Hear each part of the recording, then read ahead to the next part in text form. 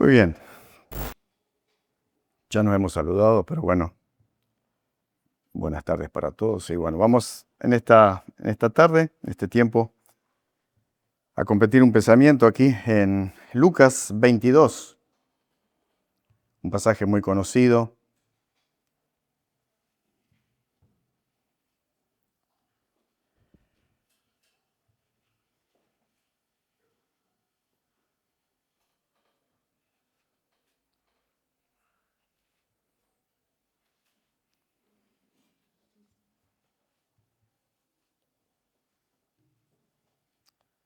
Veintidós uno. Dice, estaba cerca la fiesta de los panes sin levadura, que se llama la Pascua, y los principales sacerdotes y los escribas buscaban cómo matarle, porque temían al pueblo. Y entró Satanás en Judá por sobrenombre Iscariote, el cual era uno del número de los 12. Y éste fue y habló con los principales sacerdotes y con los jefes de la guardia de cómo se lo entregaría. Gracias, Alberto. Ellos se alegraron y convinieron en darle dinero. Y él se comprometió y buscaba una oportunidad para entregárselo a espaldas del pueblo. Luego del 20 al 23. Dice, de igual manera, después que hubo cenado, tomó la copa diciendo, esta copa es el nuevo pacto en mi sangre, que por vosotros se derrama, mas he aquí la mano del que me entrega está conmigo en la mesa. A la verdad, el Hijo del Hombre va según lo que está determinado, pero hay de aquel hombre por quien es entregado. Entonces ellos comenzaron a discutir entre sí quién de ellos sería el que debía de hacer esto. Y 47 y 48 de ahí mismo. Mientras él aún hablaba, se presentó una turba, y el que se llamaba Judas, uno de los 12, iba al frente de ellos y se acercó hasta Jesús para besarle. Entonces Jesús le dijo, Judas, con un beso entregas al Hijo del Hombre. Por acá, por el momento, con la lectura de la palabra. Un pasaje muy conocido, ¿no? ¿Cuántas veces hemos escuchado este pasaje? Y quizás podríamos ponerles varios nombres a este mensaje. Acá dice un complot para matar a Jesús. Yo podía pensar en la traición de Judas, pero le puse un corazón que se alejó de Cristo. Hablando de Judas, un corazón que se alejó de Cristo. Quizás pensamos mucho más, ¿no? Por lo que hizo Judas. Y vamos a entrar un poquito en lo que era ese momento. Digo, estaba la preparación de la Pascua, ¿no? Esa semana muy complicada para el Señor, llena es un momento muy especial, ¿no? Y bueno, no todo el mundo lo recibía al Señor con las mismas ganas, ¿no? Digo, es la última semana antes de la crucifixión, la celebración de la Pascua, ¿no? Todos sabemos de lo que es la Pascua. Esa fiesta que era muy importante, que se realizaba todos los años para el pueblo judío, y que era lo que representaba la liberación de Egipto, a través de un cordero, ¿no? Que tenía que ser sacrificado y con su sangre había que pintar los dinteles de las puertas.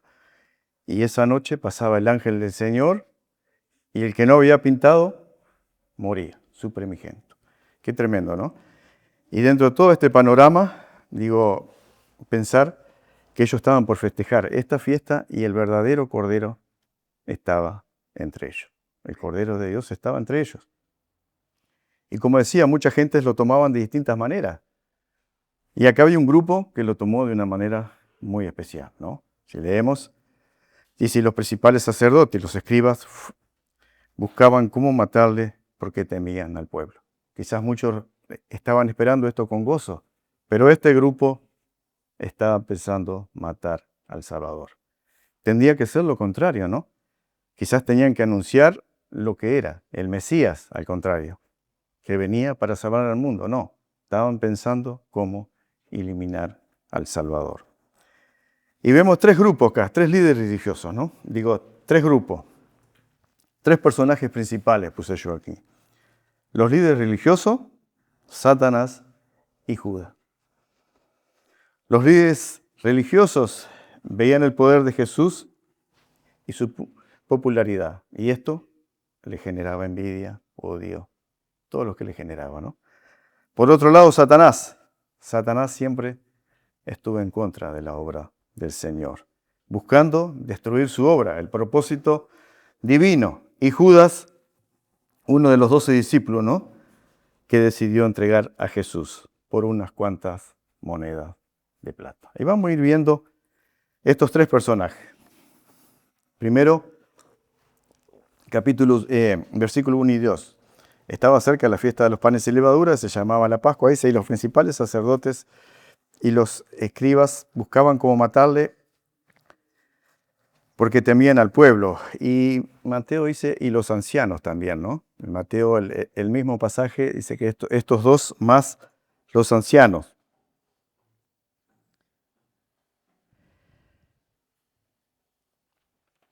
Y a estos yo le puse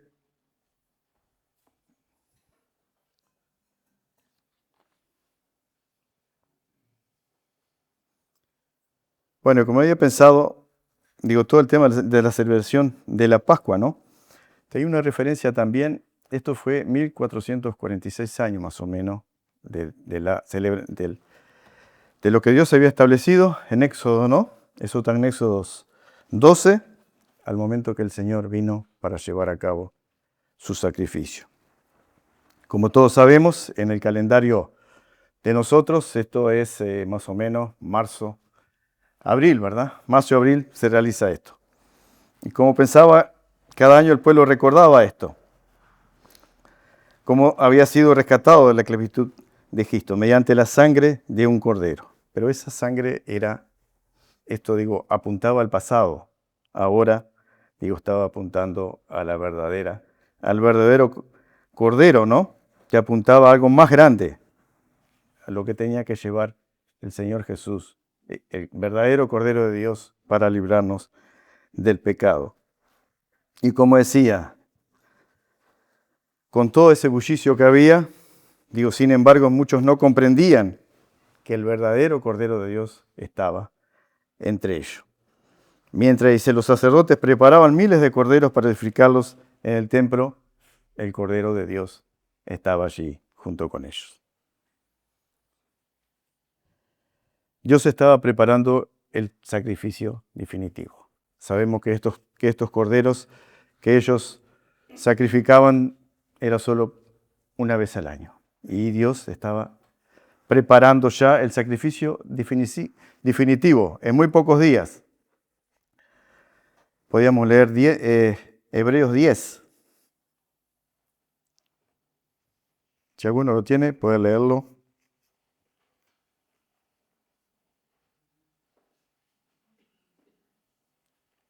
Del 10 al 12. ¿Sí?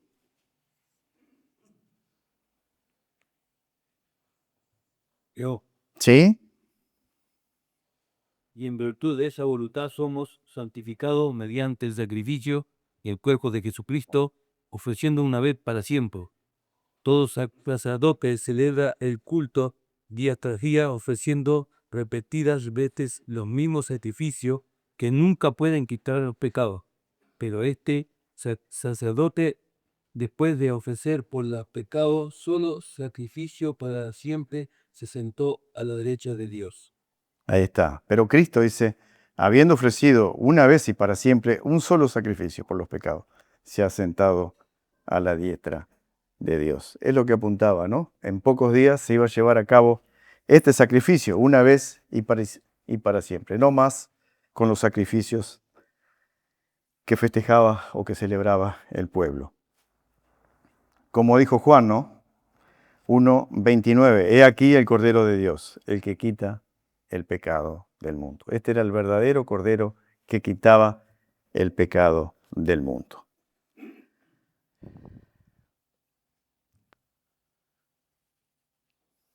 Dice el verso 2, y los principales sacerdotes, los escribas, buscaban cómo matarle porque le temían al pueblo. Lo que decía, es todo muy complicado, ¿no? Mientras el pueblo se preparaba para adorar a Dios, los líderes espirituales estaban planeando asesinar al Hijo de Dios. Tenían que estar haciendo lo contrario, anunciando la venida del Mesías. Eran precisamente quienes conspiraban para eliminarlo. Esta conspiración no empezó en ese momento, ¿no? Ya, como hemos muchas veces antes, ya habían pensado en eliminar al Señor. Ya había empezado antes, ¿no? Y habían decidido que el Señor Jesús debía morir. Por atrás de todo esto, como hoy pensamos, estaba el plan de Dios, ¿no? Como decía Carlos, esto tenía que pasar, tenía que llegar, el Señor tenía que llegar a la cruz. Pero, ¿por qué los líderes religiosos querían matar a Jesús? Y acá podemos pensar en muchos motivos, ¿no? ¿Qué dicen ustedes? Hay muchos motivos, ¿no? Yo anoté algunos aquí. Dice, porque veían su autoridad, popularidad y sus mensajes como una amenaza directa a su poder político, sus tradiciones y el orden social establecido. Muchas cosas más, ¿no? Dice, acusación de blasfemia. ¿Qué era lo que decían de Jesús? Que Jesús mentía, ¿no? Dice, decía que que era el Hijo de Dios, y ellos esto les molestaba mucho, ¿no? Y que tenía poder de perdonar pecados, algo que los sacerdotes consideraban una ofensa grave contra Dios. ¿Pero era esto mentira? No. Era la verdad. Pérdida de autoridad. Jesús criticaba, dice, las reglas estrictas de los fariseos y los acusaba de ser hipócritas, lo que hacía que la gente dudara del poder de los líderes. Lo que el Señor decía, el pueblo lo seguía y el pueblo dudaba del poder de ellos. Todo esto iba generando ¿qué? Envidia, odio, resentimiento dentro de este sector religioso, ¿no? Dice miedo a Roma. Dice, los jefes religiosos temían que la gran fama de Jesús provocara una revuelta popular y que el ejército romano viniera a destruir al templo y a castigar al pueblo. Temían que todo este bullicio que el Señor formaba, ¿no? La gente lo seguía mucho al Señor en todas sus exposiciones. Y temían, dice, que provocara una revuelta popular. Y entonces le temían al poder de Roma. Conflicto en el templo. Jesús expulsó los vendedores del templo, dice, desafiando de forma directa el negocio y el control que los sumos sacerdotes tenían sobre ese lugar sagrado. Ustedes se imaginan todo lo que el Señor generó en el templo, ¿no? Estuvo, como que dice, en contra de todo lo que ellos hacían. Entonces le decían que eran hipócritas. Ahora, el problema nunca fue la falta de evidencia, ¿no? Digo, todo este grupo religioso sabía que el Señor era Dios. Pero, ¿qué pasaba? No querían creer. No querían creer.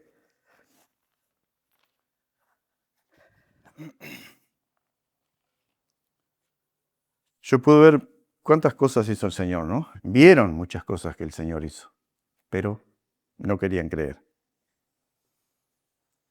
Esto nos enseña una verdad muy importante, ¿no? El rechazo a Cristo, ese no es un problema intelectual, es un problema ¿de dónde? Del corazón. El rechazo a Cristo dice que viene del corazón. Y aquí dice, como decía, estos hombres vieron muchísimos milagros, escucharon el mejor predicador. ¿Había algún predicador mejor que el Señor? No. Y aquí tengo varias cosas. Los ciegos vieron, los paralíticos caminaron, los leprosos eran limpiados, muertos que resucitaban. Aún así, rechazaron al Señor. Vieron religiosos, ¿no? Dice que el corazón puede endurecerse tanto que ni siquiera la evidencia más clara produce arrepentimiento. No era por falta de evidencia que ellos no creían en el Señor. El Señor había demostrado mucho en todo este tiempo, pero no querían creer. Proverbios 28:14 dice, bienaventurado el hombre que siempre teme a Dios, mas el que endurece su corazón caerá en el mal. Tremendo, ¿no? Cuando endurecemos nuestro corazón, qué peligro, en qué peligro caemos o corremos. Dice otra razón, su orgullo. Dice Jesús desmascaró su falso espiritualidad, expresó que buscaban la aprobación de los hombres más que la gloria de Dios. A ellos les gustaba más conformar al pueblo, a los hombres, que a Dios. La envidia, eso es muy importante, ¿no? Las multitudes seguían a Jesús y escuchaban sus enseñanzas con asombro, mientras que pasaba con la influencia de los líderes, disminuía. Ya no lo seguían, ya no creían en los líderes religiosos. Eso provocaba envidia. Todo eso junto provocó esto, ¿no? Su amor al poder. Dice, no estaban dispuestos a perder su posición, sus privilegios y el conocimiento que recibían. Tremendo, ¿no? Y como decía Juan 12:43, alguno que lo lea.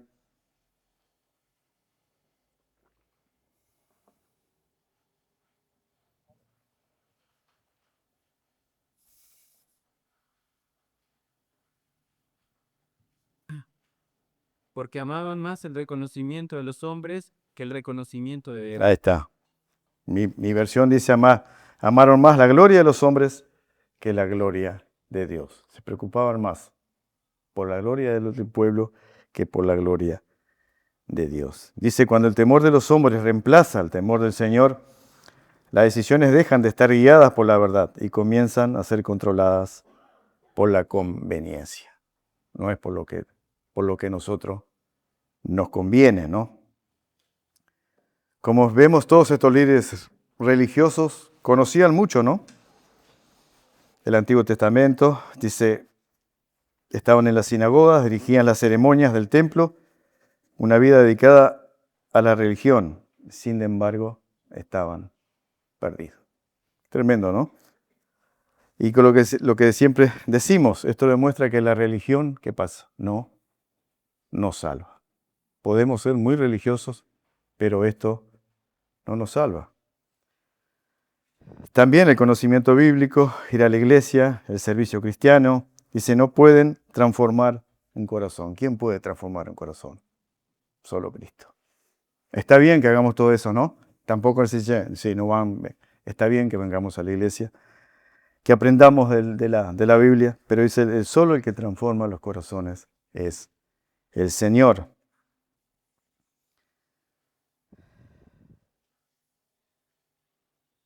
Y este texto nos invita a examinarnos a todos nosotros, ¿no? Estos que hemos pensado. Dice, no es cuánto sabemos de Jesús, sino cuánto amamos a Jesús. ¿Verdad, no? Podemos saber mucho, pero si no lo amamos. Dice, no basta conocer las doctrinas correctas, que están bien que las conozcamos, tampoco vamos a negar estas cosas, ¿no? Pero dice, debemos conocer personalmente al Salvador. Es personal, ¿no? Digo, ¿y cómo viene este alejamiento del Señor, ¿no? Porque pensamos, todas estas personas conocían mucho de esto. Pero en el caso de nosotros, ¿cómo puede pasar esto? Dice, primero deja de escuchar su voz. Luego justificamos el pecado, ¿no? A una poquita cosa que hacemos, bueno, no está tan mal, ¿no? Después dice, amamos más las cosas del mundo que el Señor. Hay pequeñas cosas a veces que nos gustan, las dejamos. Dice, aunque conservamos una experiencia religiosa, terminamos viviendo lejos de Dios. Es así, ¿no? Es tremendo. No es un momento, no es espontáneo, es gradual, ¿no? Esto va de a poco, va de a poco.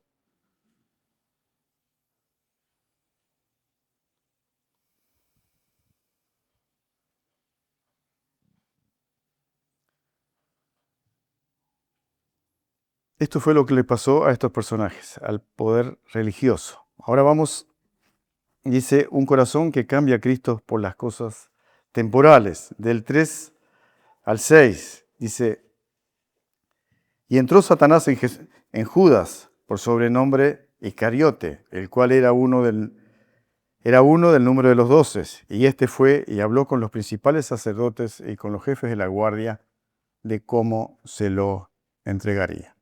Y ellos se alegraron y convinieron en darle dinero. Qué tremendo, ¿no?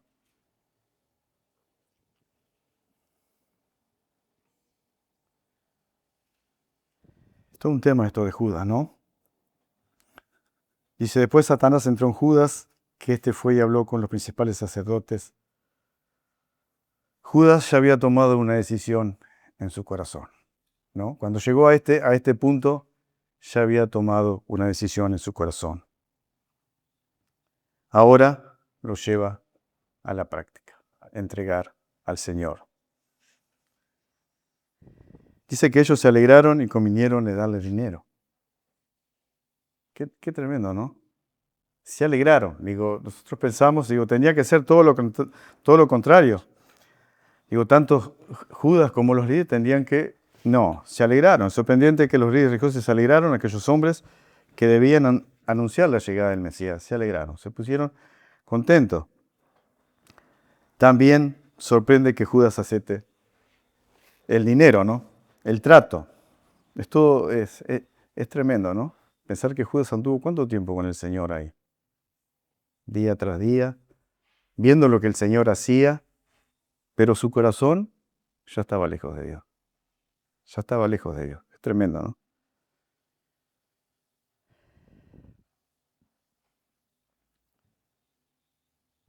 Si hubiera estado con el Señor, el corazón por nunca dobló.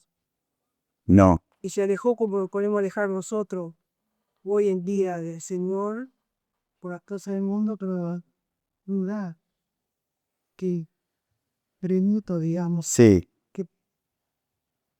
¿qué podemos pensar de eso? ¿No? Si realmente con esa actitud él realmente fue hijo de Dios, tenía al Señor como su Señor, o era un falso discípulo de él, ¿no?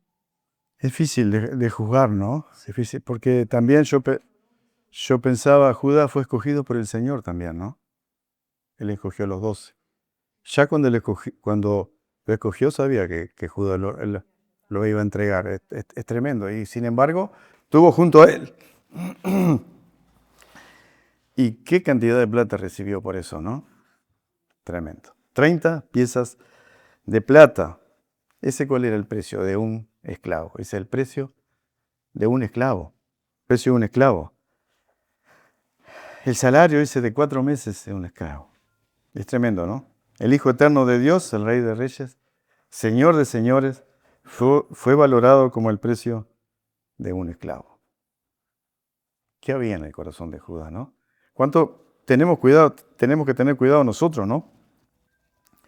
Dice que el problema no fueron las 30 monedas, el problema fue el corazón de Judas. Las monedas revelaron lo que él realmente amaba. ¿Qué amaba Judas? El dinero. Amaba el dinero. Jesús ya lo había enseñado, dice mucho antes, ¿no? Mateo 6:21, uno que tenga, puede leerlo. Un texto conocido, ¿no? Por donde está, porque donde que, entonces tesoro aquí también. Estará tu corazón. El tesoro de Judas, ¿cuál era? El dinero. Tremendo, ¿no? Pero Judas, ya no me acuerdo el texto, yo lo tenía apuntado acá.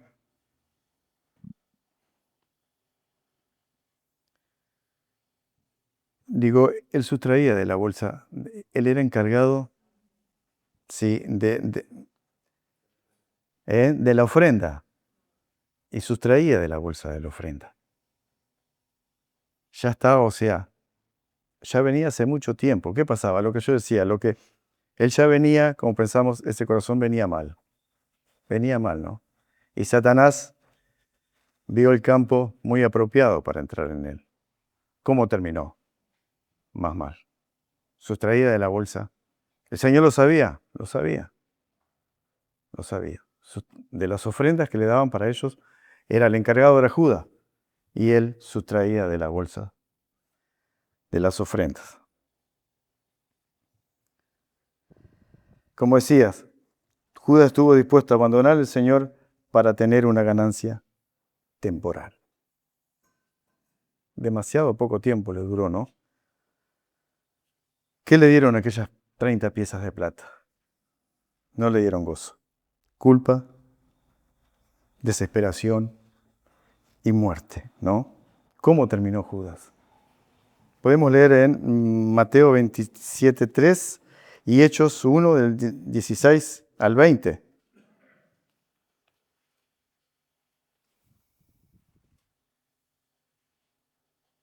Entonces Judas, el que lo había entregado, viendo que Jesús había sido condenado, sintió remordimiento y devolvió las 30 monedas de plata. 30 ciclos, con Sí. 32 gramos de plata, a los principales sacerdotes y a los ancianos. Y pecado le dan los ángeles inocentes, dijo Judas. Ese es el de Mateo. Ahí está. 27:3. Sí, y Hechos 1 de 16 al 30. ¿Alguno lo tiene?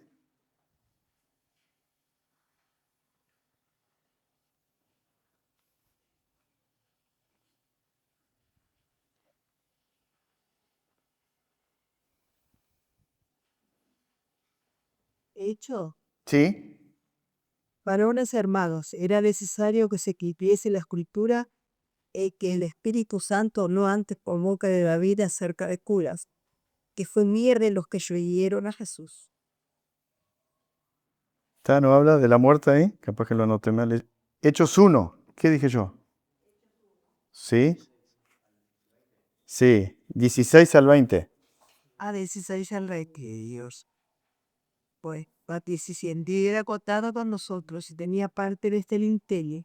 Este pues, con el salario de su iniquidad, achinó un campo y cayendo de cabeza se aprovechó por la mitad y todas sus entrañas se derramaron. Y fue notorio a todos los habitantes de Jerusalén, de tal manera que aquel campo se llama en su propia lengua Aceldara, que quiere decir campo de sangre, porque está escrito en el libro de los Salmos. Increíble, ¿no? ¿Cómo terminó Judas? Dice que las dos cosas no están contradecidas, ¿no? Porque dice que se ahorcó.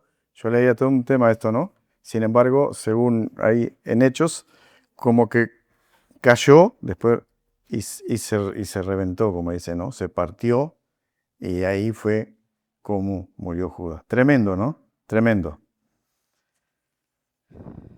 Y esto también nos hace pensar a nosotros, ¿no? El mundo de hoy, digo, continuamente nos está invitando a reemplazar a Cristo. No por 30 monedas de plata, ¿no?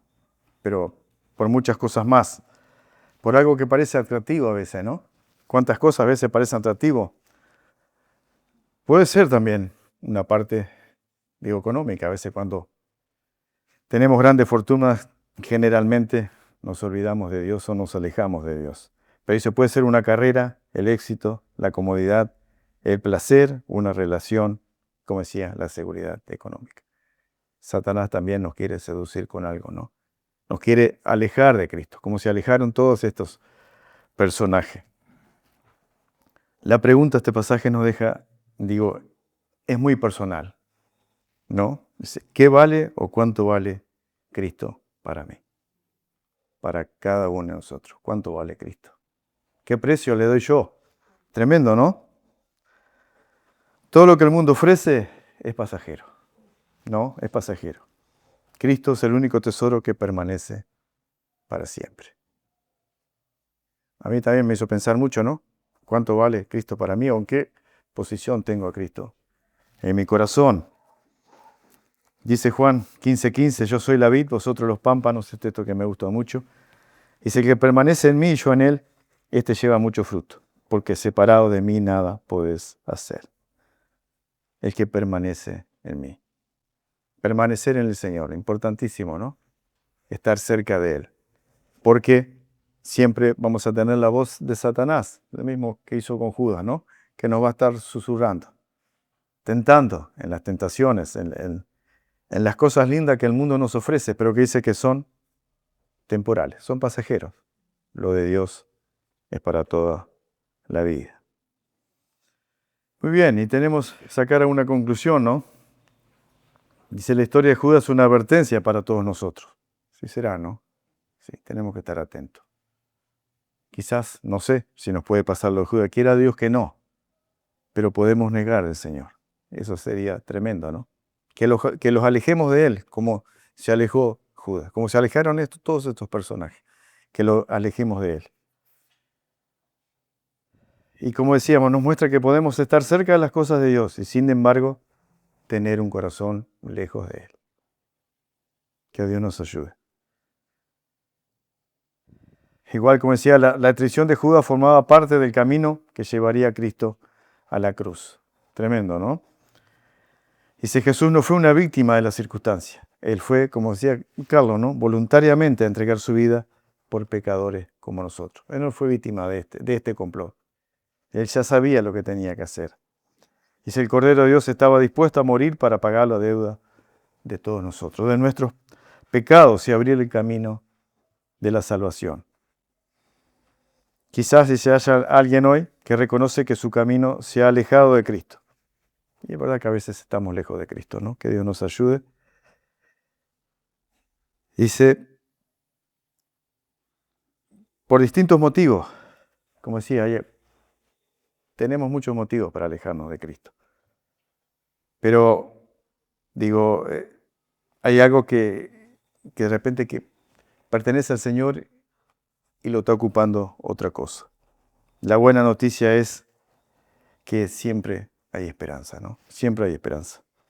No hacer como Judas. ¿Qué pasó? Judas endureció su corazón. Tenemos el caso de Pedro. Esa noche lo negó 3 veces al Señor también. Pero ¿qué pasó con Pedro?